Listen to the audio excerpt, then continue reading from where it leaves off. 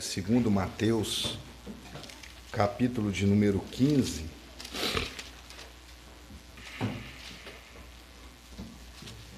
versículo de número 21. Evangelho segundo Mateus, capítulo 15, versículo de número 21.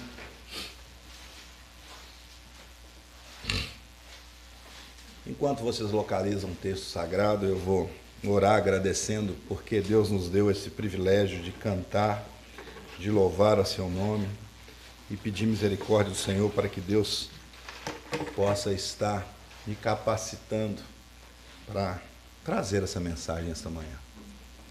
Senhor Deus, em nome de Jesus, graças te damos porque hoje, nesse dia que o Senhor fez, no dia que a misericórdia do Senhor se renova sobre as nossas vidas, nós, como igreja do Senhor, nos colocamos de pé e pudemos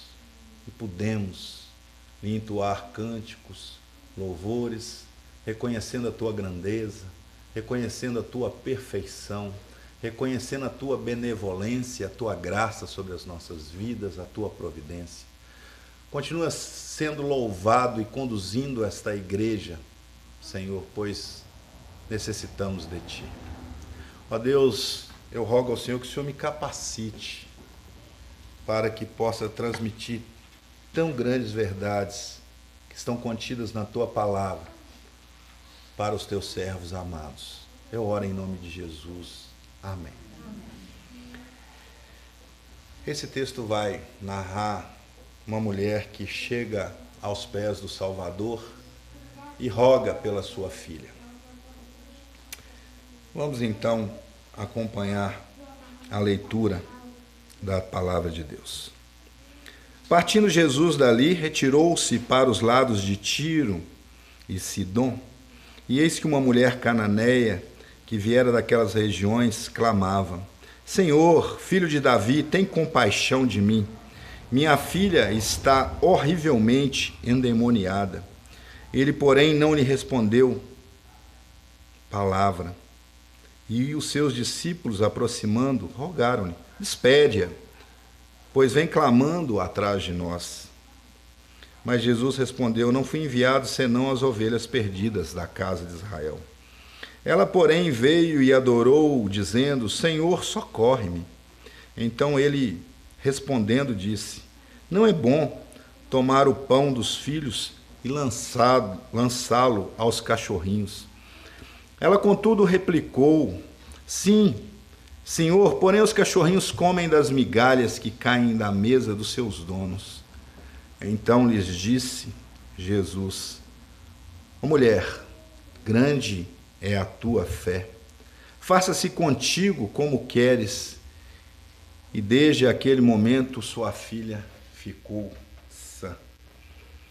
Se vocês forem observar,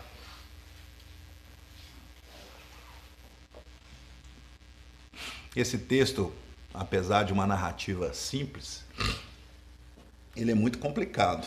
Vocês já viram algumas palavras de Jesus aqui, né?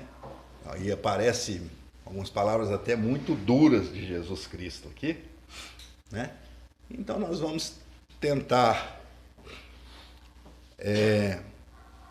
pavimentar, né, como se diz, a interpretação desse texto, para que ele nos edifique nesta manhã. É claro que o Dia das Mães nos chama a esse tema para nós falarmos de uma mãe que foi aos pés do Salvador. Uma mãe aflita, uma mãe que estava desesperada. E nós encontramos com mães aflitas, desesperadas dentro da igreja, fora da igreja, muitas sofrendo pelos seus filhos. Embora essa mãe seja gentia, Jesus Cristo estava na terra gentílica, né? A terra de Tiro e Sidom. Essa mulher era uma mulher cananeia. Ela demonstrou aqui uma grande fé. Charles Spurgeon dizia que uma pequena fé, ela leva a sua alma ao céu. mas uma grande fé traz o céu para sua alma. Spurgeon fez uma vez, ele fez uma pregação sobre esse tema. Muito bonito. Lindo. No versículo de número 22, nos narra que essa mulher, ela veio, né, daquelas regiões de Tiro e Sidom e clamava: Senhor, filho de Davi, tem compaixão de mim. Minha filha está endemoniada. É interessante que a gente começa a notar alguns pormenores nesse texto. A primeira coisa é que ela consegue discernir o problema da sua filha. Ela entende qual é o grande inimigo da sua filha. Ela sabia que sua filha tinha um problema espiritual. Isso diz muito para nós, né? Esse discernimento que uma mãe precisa ter. Uma mãe, ela não pode ser alguém cego em relação ao seu filho. Né? Hoje em dia a gente vê aí as mães olhando para os seus filhos e achando eles lindos até nas coisas erradas que eles fazem, né? E às vezes arrumam aí as maiores desculpas, né? Hoje eu trabalho em escola, né? E uma das coisas que eu fico mais injuriado é esse tal do hiperativo, né? Eu já disse para vocês uma vez num sermão, né? Que 50% dos hiperativos nada mais não são hiperativos, são mal educados mesmo. E a mãe arruma como desculpa a hiperatividade. Não, é que meu filho é hiperativo. Não, ele é mal educado mesmo. E se vocês não sabem, a hiperatividade, né, quando a gente vai conversar com profissionais, ela não atrapalha a educação do menino. Ele pode ser um menino educado e hiperativo. Hiperativo e falta de educação não são sinônimos, não é? Então muitas pessoas justificam a falta de educação do seu filho por hiperatividade. Não, ele pode ser um menino que corre para lá, corre para cá e ser educado, né? Ele tem aquela questão de hiperatividade, mas ele é educado. Então, às vezes, essa falta de discernimento das mães, a mãe tem que ser aquela, né? E nós, pais também, que nós olhamos para os nossos filhos e sabemos ali aonde que é o ponto fraco dele, porque ele precisa de nós. A mãe, ela tem aquele olhar especial, né? Um pastor americano, né, Peter Marshall, ele dizia que a mãe é um dos instrumentos de Deus para purificar as fontes que contaminam os nossos filhos, né? Para vigiar qual água ele bebe, para ele não contaminar, porque às vezes sabe qual que é a fraqueza dele. Vocês já notaram que com a mãe é diferente, né? Por mais que o pai seja dado ao diálogo, por mais que o pai seja aberto para conversar, por mais que o pai seja uma pessoa flexível, mas é interessante que o filho ele vai na mãe. Vocês já notaram isso? Vocês já repararam isso? Foi assim com vocês também? Um dia eu estava reparando o Pedrinho, que é pequenininho ainda, né? Que é uma criança, né? Tem coisas que ele vai na Adriene, ele não me pede com toda a abertura que eu dou, que eu brinco com eles e tudo. Ele fala: ô pai, ô mãe, pede meu pai para fazer isso aqui. Ô mãe, não sei o quê, né? E a mãe é aquela que de vez em quando fala as coisas e eu vejo Mateus: ô mãe, para de falar isso, não sei o quê, não sei o quê. Nossa, até me envergonha, mas é a mãe que fala tudo, às vezes de forma diferente, né? Aquele discernimento que a mulher tem, que a mãe tem de falar e do filho ouvir, é diferente da segunda instância, como se dizia o pai ali. A mãe é a guardadora das fontes. Então a mãe, ela precisa realmente, como essa mãe que viu: olha, minha filha está endemoniada, né? Está endemoniada. Uma mãe falar, né? Minha filha está endemoniada. Mas a mãe, ela discerne o problema, ela vê, ela tem que realmente ver o seu filho como ele é. A gente que já trabalhou muito nessa área por aí, né? A gente vê muitas vezes que muitos desses garotos, desses meninos que aprontam por aí, as mães são cegas, elas vêm protegê-lo, às vezes nos seus erros mais absurdos. Meus irmãos, ela discerne o problema, mas mais do que isso, ela discerne a solução para o problema. Essa mãe percebeu que o problema da sua filha não era um problema conjuntural, não era a questão de estudar numa escola melhor, não era a condição de morar num bairro mais seguro, não era a questão de ter um plano de saúde, não era a questão de conviver com amigos mais elitizados. A questão daquela menina era Jesus Cristo. Ela vai a Jesus, ela o busca, ela chega a ele o chamando de filho de Davi, que era um título popular de Jesus Cristo, aquele que fazia milagres, aquele da descendência de Davi, chama-o de Senhor. E tem mais, no versículo 23 nos diz que ele, porém, não lhe respondeu palavra, e seus discípulos, aproximando, rogaram-lhe: despede-a, pois ela vem clamando atrás de nós. Mas Jesus respondeu, né, e vai narrando até chegar no versículo de número 25, quando ela, porém, veio e o adorou. Aqui no texto bíblico a gente não consegue notar o que aconteceu, mas no texto essa adoração que está narrada aqui é uma adoração de joelhos. Ela vem e se ajoelha aos pés de Jesus Cristo, dizendo assim: Senhor, socorre-me. Vocês são mães aí, algumas vezes já disseram isso para o filho, em oração para os filhos: Senhor, socorre. Se não diz, a gente precisa dizer, né? A gente precisa do socorro de Deus a todo momento, né? Sobre a vida dos nossos filhos. E a gente vai aprendendo com o tempo, né? De vez em quando eu e a Adriane usava uma palavra assim: não, tô doido que os meninos crescem, né? Como se eles crescessem e aí os problemas se resolviam, né? Mas eu estou descobrindo a cada dia mais que quanto mais ele cresce, mais eu me preocupo, e parece que a dimensão dos problemas em relação ao cuidado do filho, ele aumenta. Viu, Tiago? Tá resolvido, né? Pai casado, mas eu acredito que a dona Sandra ainda preocupa. Ainda preocupa, com certeza. Ainda acredito que Dona Neiva, com filhos aí, né, mais maduros, criados, preocupa, né, Dona Neiva?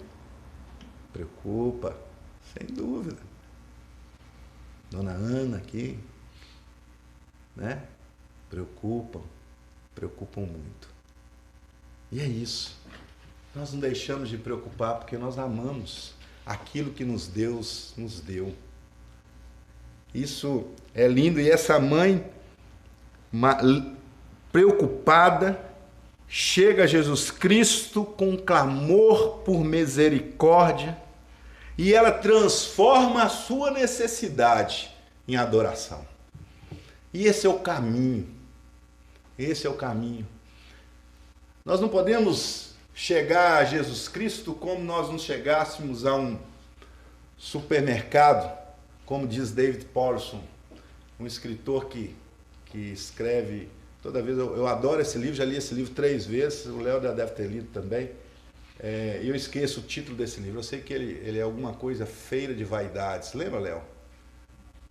Do David Powlison, e ele fala que nós andamos nesse mundo como se fosse uma feira de vaidades, né? As vaidades estão nas prateleiras e se a gente não tomar cuidado, a gente anda com esse carrinho colhendo as vaidades, e quando a gente entra no setor que é o setor espiritual, a gente acha que lá também é o lugar que a gente só vai pegar as coisas e ir embora, né? Ou seja, que a gente vai chegar a Deus e só pedir Ele, pronto. Não, a nossa vida é uma adoração. Até o nosso clamor por misericórdia, o nosso clamor pelas nossas necessidades, até o nosso clamor pelo socorro divino, ele tem que se transformar numa adoração a Deus. A gente vê que nesse texto, ele nos mostra, ele nos esclarece isso. Essa mãe aflita, ela pede ajuda a quem pode ajudar. E ela não se conforma a ver a sua filha destruída. Sua dor levou Jesus uma gentia. Em tese, né? Jesus não poderia atendê-la Mas ela viu nessa oportunidade de dor, de sofrimento da sua filha, a oportunidade de se derramar aos pés do Salvador. E Deus, às vezes, adia a solução dos nossos problemas para que nós nos prostremos aos seus pés. Eu já disse isso aqui uma vez, mas Charles Spurgeon já disse isso, né? Ele diz assim: nossa, eu estou passando por uma dificuldade agora no meu ministério, acho que Deus está com saudade de mim. Entenderam? Ou seja, Charles Spurgeon ia se ajoelhar, Charles Spurgeon ia orar mais, Charles Spurgeon iria clamar mais. Acho que Deus está com saudade de mim. Na verdade, às vezes estamos distantes, está tudo muito bem, está tudo tranquilo. Não deixamos de ser crente, não deixamos de frequentar os cultos, não deixamos de ler a Bíblia, não deixamos de fazer as nossas orações diárias, mas está faltando aquele coisa que aquece o coração. Está faltando rosto no chão, está faltando lágrima no pó, está faltando tremer, está faltando chorar, está faltando acordar de madrugada para orar, está faltando acordar mais cedo para orar, está faltando na hora que está lavando vasilha, na hora que está varrendo a casa, na hora que está no computador cantar um louvor e lembrar que existe um Criador, que existe alguém que nos ama, que existe alguém que derrama sua providência sobre a nossa vida. Está faltando isso. De vez em quando Deus tem que nos lembrar disso. Deus tem que fazer que a gente lembre-se disso e faça isso. Mas aquela mulher foi levada... O livro é David Powlison, Ídolos do Coração, Feira das Vaidades. Ídolos do Coração e Feira das Vaidades. Leiam esse livro. Eu tenho lá, quem quiser emprestar, eu empresto, tá? Ídolos do Coração e Feira de Vaidades. David Powlison. É um livro muito bom, um livro que marcou assim a minha vida. Sempre eu lembro de trechos desse livro. É um livro muito bom. Então essa mãe aflita, né, ela usou dessa estrada para se encontrar com Cristo e, como eu disse, usou dessa oportunidade para se prostrar aos pés de Jesus Cristo. Aquela vez que o Salvador pisou nas terras gentílicas, ela não perdeu a oportunidade. É sempre tempo de mães unirem o seu coração em oração aos seus filhos. Como nós falamos aqui, a todo tempo, em toda hora, sempre os nossos filhos precisarão de mães intercessoras. Sempre precisarão desse senso de clamor, desse senso de urgência sobre a vida dos nossos filhos, sobre a vida das nossas crianças. Quem é vó, sobre a vida dos seus netos, quem é tia, sobre a vida dos seus sobrinhos. E eu não tenho dúvida que, às vezes, muitas vezes, a Adriane já disse isso, que muitas vezes ela teve livramentos na vida dela, que ela nem sabe que foi fruto de oração de Dona Ada. E às vezes nós estamos vagando pela rua, né, quando jovens, em alguns momentos, e caminhando às vezes na nossa inexperiência, na nossa altivez de jovens, e às vezes até caminhando para o erro, mas o livramento vem porque tem alguém de joelhos orando por nós. Porque alguém clamou ao Senhor, porque alguém orou. O livramento vem por isso. Eu já contei a vocês de uma mãe chamada Mônica, né? Já contei isso aqui várias vezes. A mãe de Santo Agostinho. 33 anos orando. Agostinho passou por uma devassidão, Agostinho foi a bordéis, Agostinho teve um filho bastardo chamado Deodato. Agostinho foi um devasso e se transformou nos grandes homens da igreja, aos 33 anos de idade, ao ponto da mãe dele olhar e falar assim: agora eu posso morrer, o Senhor me atendeu. virou o grande bispo de Hipona, o doutor da graça da igreja, o homem que mais escreveu sobre graça. João Calvino se debruça sobre os escritos de Agostinho e forma toda a teologia, todo o compêndio reformado que nós hoje cremos, que nós todos estudamos, por aquele homem que viveu sob a oração de uma mãe piedosa, conhecida aí pela Igreja Romana como Santa Mônica. Meus queridos irmãos, essas mães que balançam o berço são as mães que movem o mundo. São as mães que consagram seus filhos para Deus. São as mães que colocam neste mundo filhos que são sal e que são luz, usados, logicamente, em primeiro lugar, pela graça e pela misericórdia do Senhor. É claro que não depende só da mãe, primeiro de Jesus Cristo, por isso que ela se ajoelha, por isso que ela busca o Senhor, por isso que ela entende que mais do que os rabinos, mais do que as escolas judaicas, mais do que o templo, mais do que qualquer coisa que aquele momento poderia oferecer a ela, Jesus Cristo poderia oferecer mais. Um clamor cheio de empatia, tem compaixão de mim, Senhor, socorre.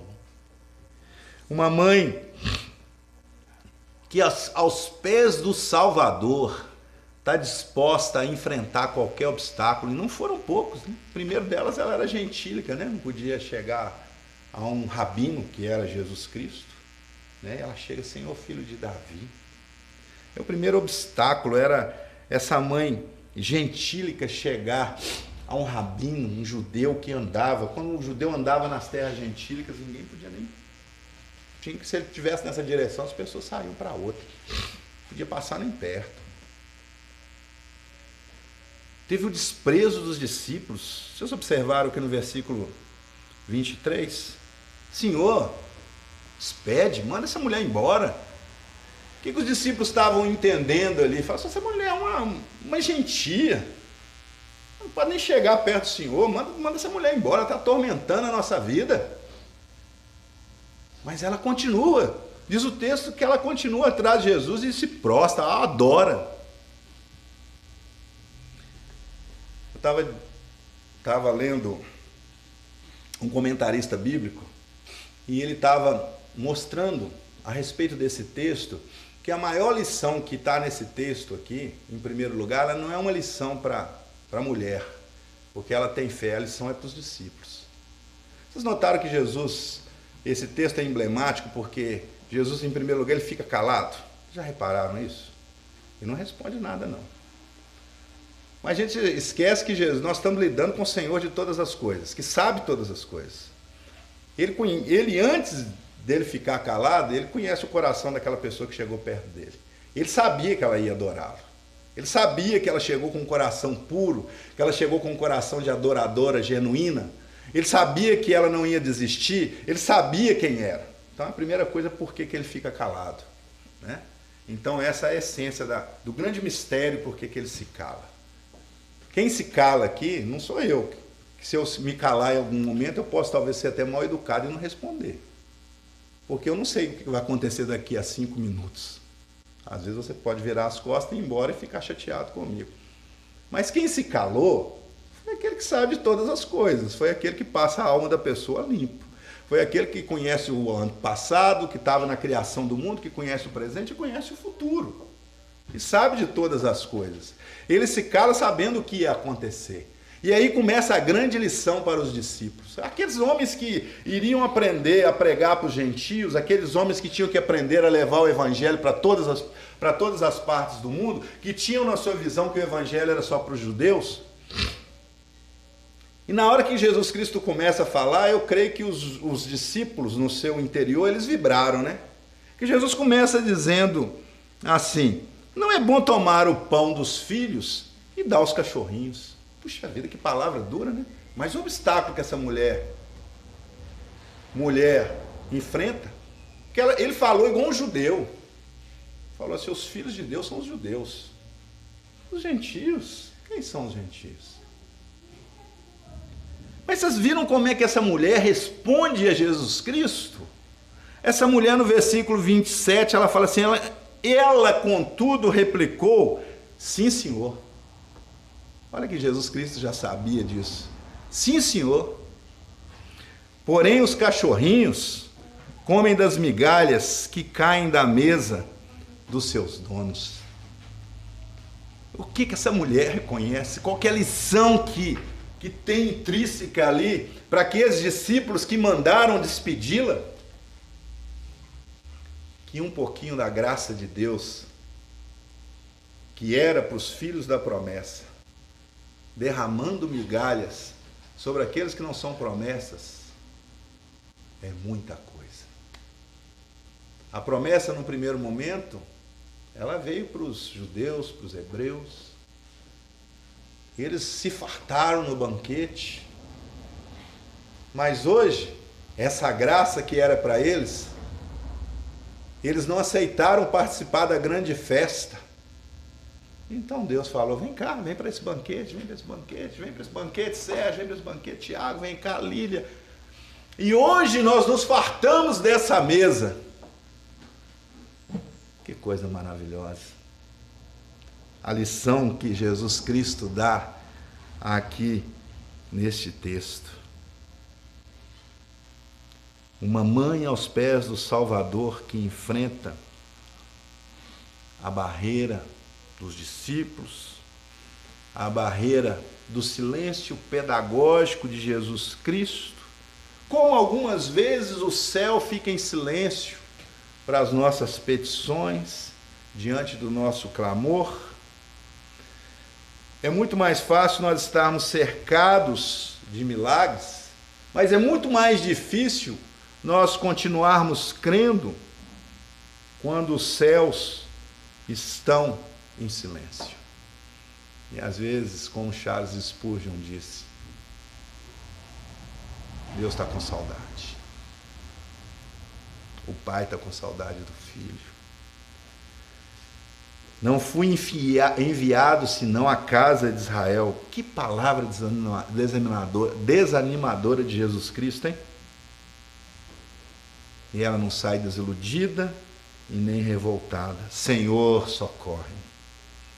Não é bom tomar o pão dos filhos e lançar os cachorrinhos. Meus queridos irmãos e irmãs, depois que essa mãe diz assim: sim, senhor, Jesus Cristo, já sabendo de todas as coisas, dá uma lição para os discípulos que mandaram despedi-la. Na verdade, Jesus Cristo diz assim: ô mulher, grande é a tua fé. Vocês não entendem, às vezes é nós, vocês não, a gente às vezes não entende o que está acontecendo ali num contexto de época. Ele está dizendo ali para judeus que se julgam convictos, que são filhos de Abraão, que são os donos da promessa, que são aqueles que compartilham da mesa de Deus.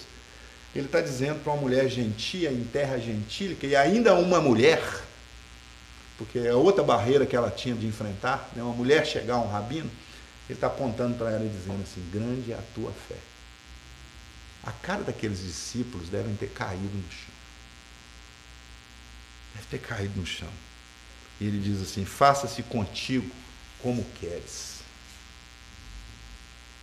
E desde aquele momento, diz a palavra de Deus, a filha da mulher fica sã.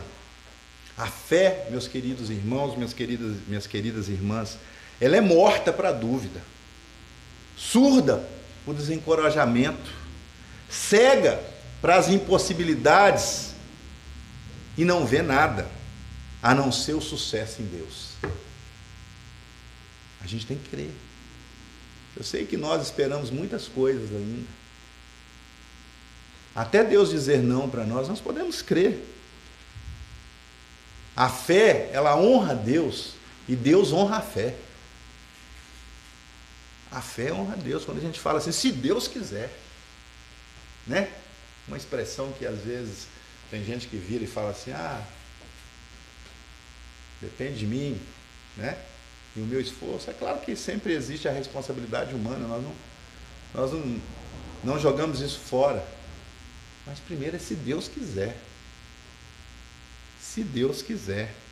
A fé honra a Deus e Deus honra a fé. Ó mulher, grande é a tua fé.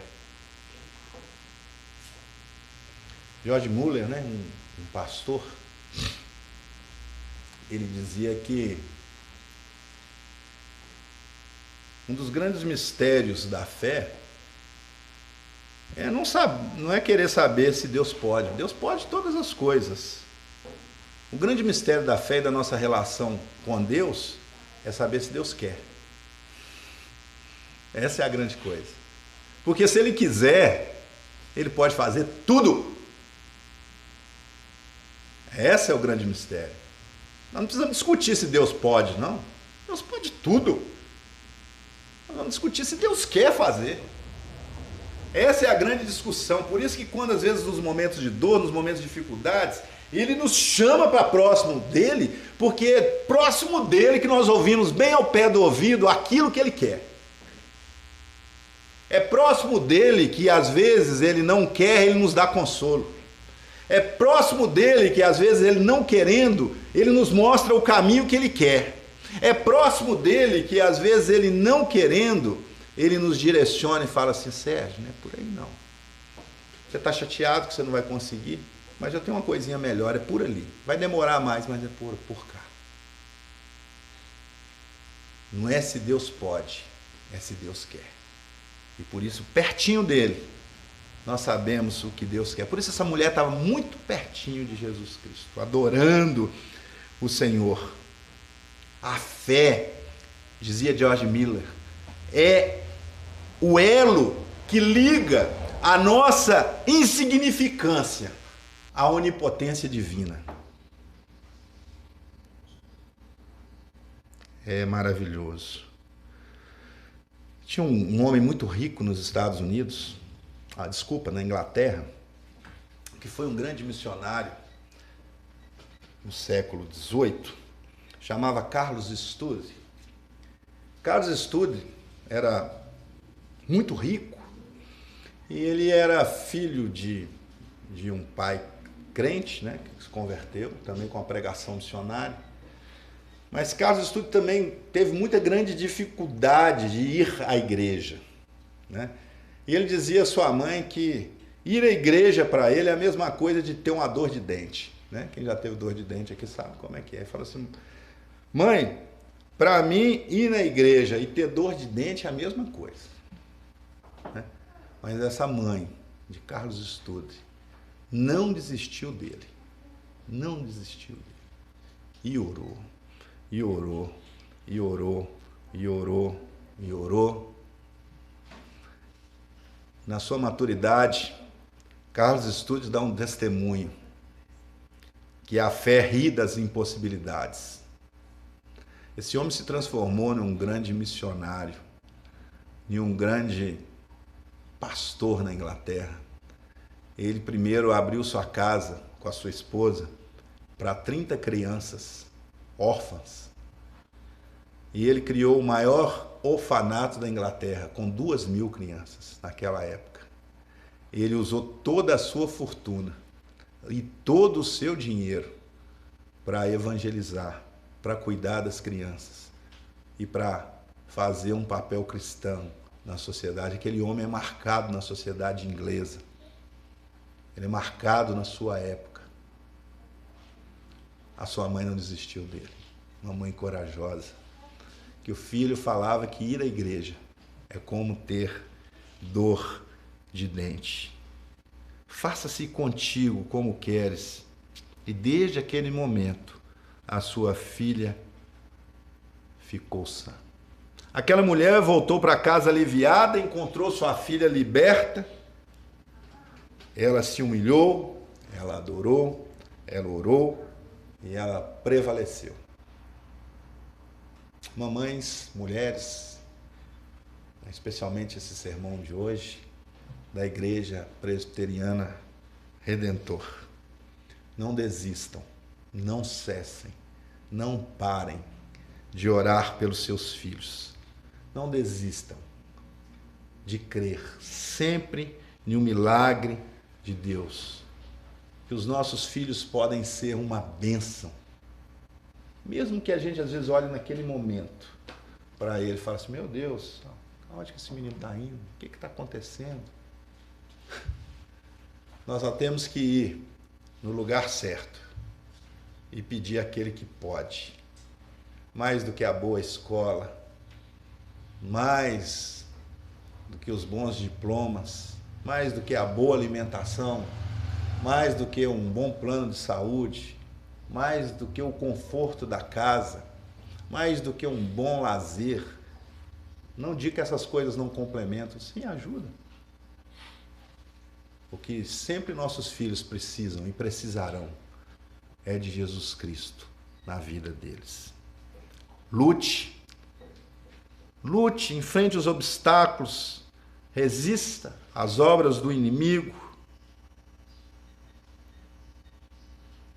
que possamos nos derramar aos pés do Senhor. E com certeza vamos triunfar em fé, porque a glória não é nossa, a glória é de Jesus Cristo. Com certeza aquela mulher saiu ali naquele momento, encontrou a sua filha sã e disse aos vizinhos e disse nas terras gentílicas, eu encontrei com o filho de Davi, eu encontrei com o Salvador, eu encontrei com Deus e ele curou e ele salvou a minha filha. Que Deus seja louvado. Nós vamos